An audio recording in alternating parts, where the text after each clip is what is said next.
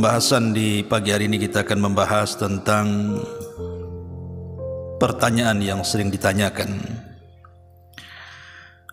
Apakah orang yang dikubur itu merindukan orang-orang yang dicintainya di dunia yang masih hidup? Dan apakah orang-orang yang dikubur juga mendengar orang-orang yang datang menziarahinya? Dan apakah orang-orang yang dikubur itu juga mereka saling menziarahi sesama mereka dalam kuburan? Dan yang terakhir tentunya bicara tentang amalan yang bermanfaat bagi penduduk kubur.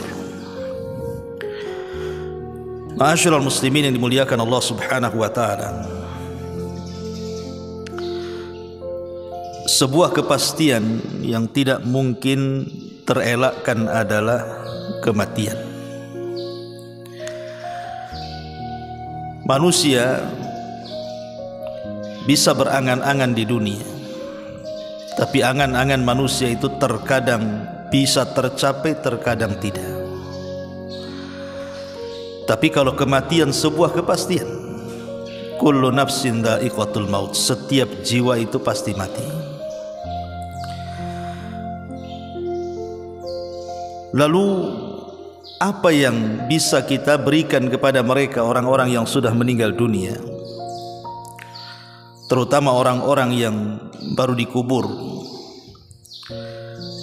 Maka sepakat para ulama ada dua perkara dan yang lainnya diperselisihkan. Pertama doa, dan yang kedua sedekah. Ini tidak ada khilaf ulama. Tapi selain doa dan sedekah ini dikhilafkan ulama panjang. Maka kita akan menjelaskan yang sudah disepakati saja. Pertama, doa. Ketika Nabi SAW merintahkan kita untuk mensalatkan jenazah, maka di antara doa yang diajarkan Nabi SAW adalah Allahumma ighfir lahu warhamhu wa'fu anhu wa'afihi wa aqrim nuzulahu wa wassi' madkhalahu waghsilhu bima'in wath-thalji wal barad wa nakkihi minal khataya kama yunaqqa ath-thawbul abyadu binad danas wa abdilhu daran khairan min darihi wa ahlan khairan min ahlihi wa zawjan khairan min zawjihi waqihi fitnatal qabri wa adzabin nar. Inilah doa yang diajarkan Nabi SAW dibaca pada rakaat ketiga, karena salat jenazah itu diawali dengan Fatihah rakaat pertama, kemudian yang kedua salawat Ibrahimiyah, kemudian yang ketiga pada takbir yang ketiga baru doa yang diajarkan Nabi ini. Hadis ini dikeluarkan Imam Muslim dari sahabat Auf ibn Malik al-Ashja'i radhiyallahu anhu. Jadi Nabi SAW mengajarkan doa kepada orang yang meninggal itu, ya Allah ampuni dia, rahmati dia, maafkan dia, muliakan tempat duduknya, luaskan kuburannya, mandikan dia dengan air, salju dan air dingin, bersihkan kesalahannya, sebagaimana baju yang kotor dibersihkan, gantikan tempat terbaik untuknya, keluarga terbaik untuknya, pasangan terbaik untuknya, dan selamatkan dia dari fitnah kubur dan azab neraka. Dan Nabi SAW mengatakan, istaghfiru li akhikum wasalu lahu at-tathbit fa innahul an yus'al. Mintakan ampun kepada Allah atas dosa-dosa saudara kalian, dan mintalah kepada Allah ketetapan agar dia bisa menjawab, karena dia sedang ditanya.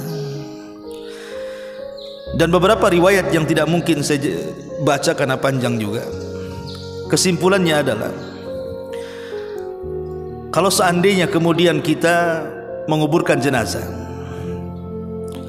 atau menziarahi kuburan, maka doa yang disepakati yang harus kita berdoa untuk ahli kubur itu 3. Pertama, mintakan kepada Allah akan ampunan dosa-dosanya. Yang kedua, mintakan kepada Allah agar dia dirahmati. Dan yang ketiga, mintakan kepada Allah agar dia dapat ketetapan saat menjawab pertanyaan mungkar dan nakir. Ini doa yang disepakati.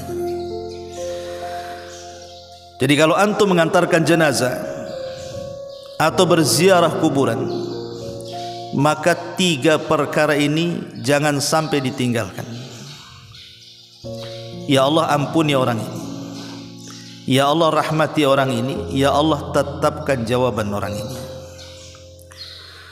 Kalau itu orang tua kita, ya kita ngomong, ya Allah, tetapkan ampunan bagi orang tuaku, berikan rahmat bagi orang tuaku, dan tetapkan jawabannya dari pertanyaan mungkar dan nakir bagi orang tuaku, dan begitu seterusnya. Ma'asyiral muslimin yang dimuliakan Allah Subhanahu wa taala, ini yang pertama. Yang kedua, apakah orang-orang yang dikubur itu merindukan orang-orang yang dicintainya di dunia saat menziarahinya? Ma'asyiral muslimin yang dimuliakan Allah Subhanahu wa taala, terjadi silang pendapat di antara para ulama. Ada yang mengatakan bahwa seperti Syekh Shalih Fauzan hafizahullah taala mengatakan, ijtihad beliau, bahwa apabila seseorang itu menziarahi kuburan,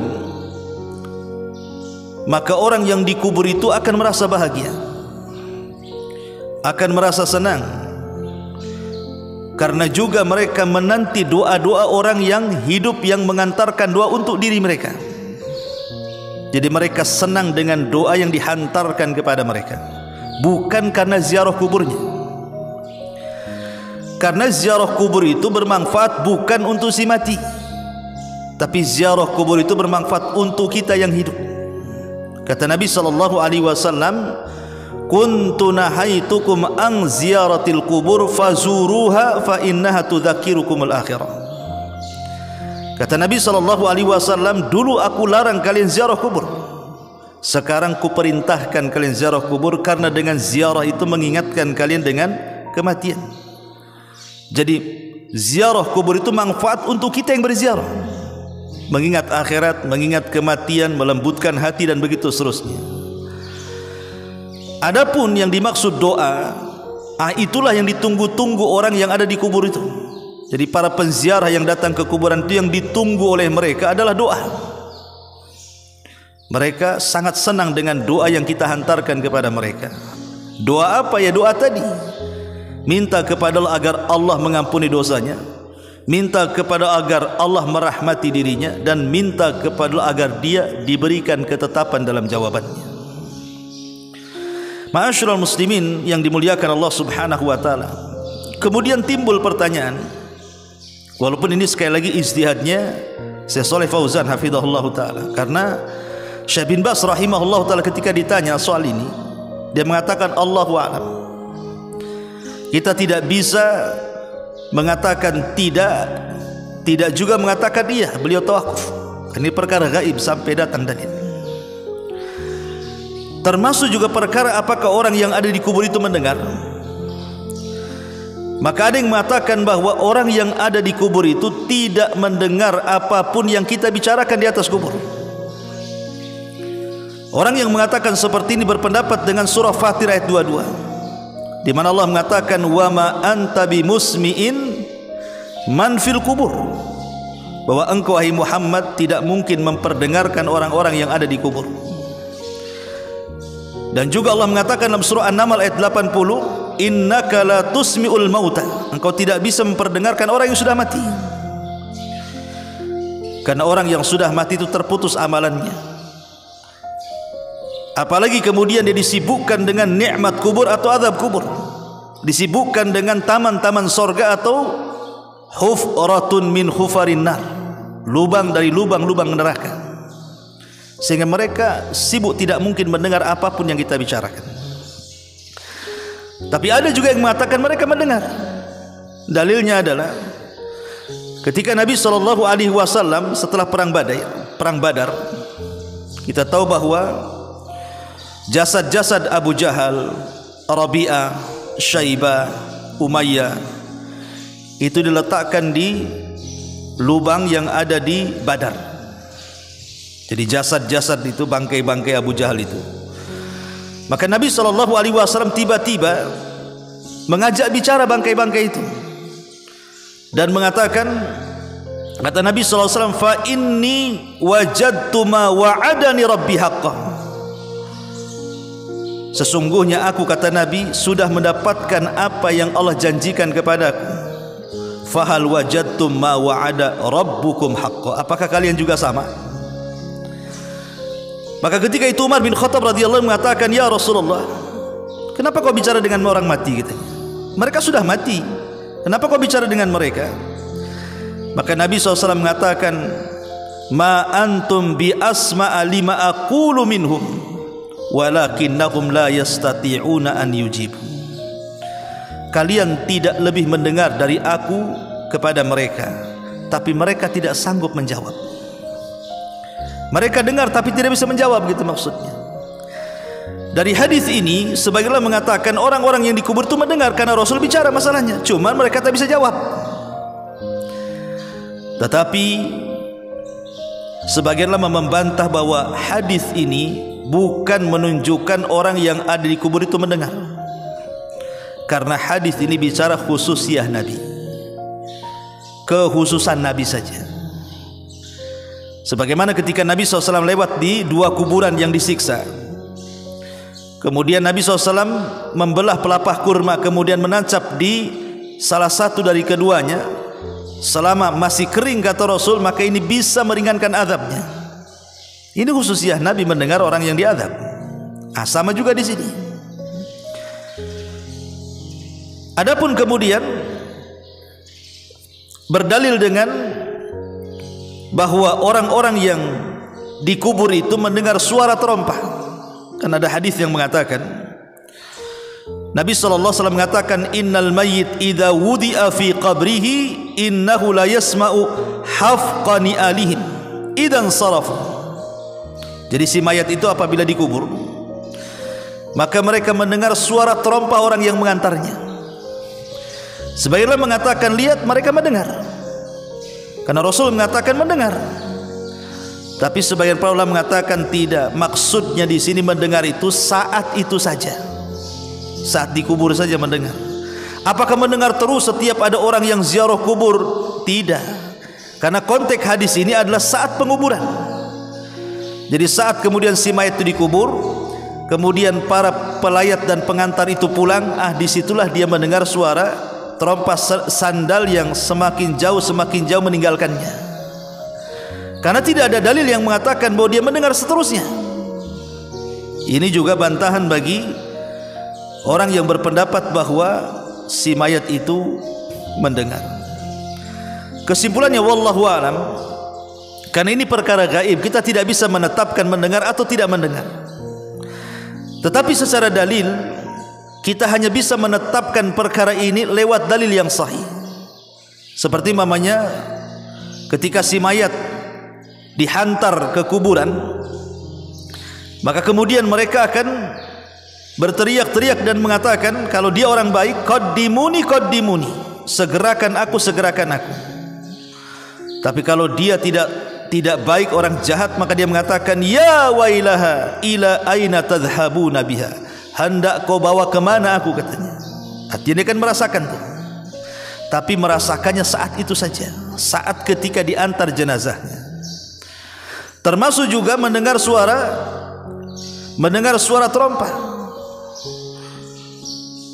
Adapun kemudian hadis yang mengatakan apakah kemudian orang yang datang berziarah kemudian mengucapkan salam, mereka mendengar dan menjawab salam, berdalil dengan hadis Nabi SAW, fa innaha turaddu alayya ruhi hatta arudda alaihi salam.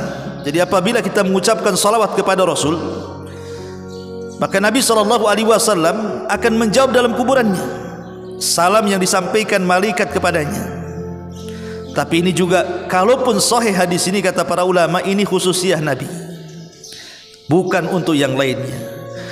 Tapi yang jelas bahwa karena ini perkara gaib, ada yang berpendapat mereka mendengar, ada yang berpendapat mereka tidak mendengar, maka kita katakan wallahu a'lam. Kita hanya menetapkan yang ditetapkan dalil, dan kita tidak menetapkan yang tidak ditetapkan dalil. Walaupun sekali lagi banyak ijtihad para ulama bahwa mereka mendengar, seperti Ibnu Taimiyah, kemudian juga muridnya Imam Ibnul Qayyim rahimahullahu taala, mereka mengatakan mendengar. Ma'asyiral muslimin yang dimuliakan Allah Subhanahu wa taala. Taib. Pertanyaan berikutnya, apakah juga si mayat tersiksa hatinya karena niyahahnya orang-orang yang ada di atas kuburan? Pemanya ada keluarga si mayat itu menampar-nampar pipi, merobek-robek pakaian, memotong-motong rambut, berguling-guling, berteriak-teriak ala jahiliyah. Ini kan niyahan namanya, seolah menolak takdir. Karena ada hadis Nabi SAW mengatakan, innal mayyit la yu'adzab bibukai ahli alaihi. Sesungguhnya si mayat itu akan terazab dengan tangisan orang yang hidup. Al-Imam Ibnu Utsaimin rahimahullahu taala, dia mengatakan bahwa hadis ini, apakah yang dimaksud diazab di sini? Apa maksudnya diazab? Sebagian para ulama mengatakan dia diazab karena sebelum matinya dia tidak berwasiat. Pamannya, kalau saya berwasiat kepada keluarga saya, nanti kalau saya mati jangan kalian tangisi ya. Kemudian saya mati, kemudian dia menangisi saya, maka kita tidak akan terpengaruh dengan tangisannya. Tapi kalau seandainya sebelum mati dia tidak berwasiat seperti itu, kemudian keluarga si mayat menangis sejadi-jadinya, itulah yang kemudian diazab. Ada sebagian ulama yang mengatakan seperti itu, karena wasiat gitu ya, tidak diberitahu duluan kalau dia mati jangan lakukan seperti itu. Tapi kata Syekh Utsaimin rahimahullahu taala, itu hanya sekedar pendapat saja. Tapi zahir hadis ini bahwa si mayat itu diazab, tapi beliau mengatakan diazab bukan berarti diazab fisiknya, bukan. Karena tidak mungkin dosa orang lain dipikul orang lain, kan begitu. Tapi yang dimaksud diazab di sini bukan azab fisik, tapi diazab di sini maksudnya hatinya itu merasa tersiksa. Seperti umpamanya seseorang yang safar. Apa kata Nabi SAW? Safar itu qit'atun minal adab. Antum safar, kata Rasul, safar itu potongan dari adab. Apakah ketika antum safar antum diadab? Tidak kan? Cuman orang safar itu tidak enak. Orang safar itu walaupun tidak ngapa-ngapain, capek, lelah, letih, kan begitu ya. Maka yang dimaksud diadab di kuburannya karena niyah orang hidup itu bukan diadab fisik, tetapi hatinya merasa sedih. Itu yang disebutkan oleh beliau Al-Imam Ibnu Utsaimin rahimahullahu taala.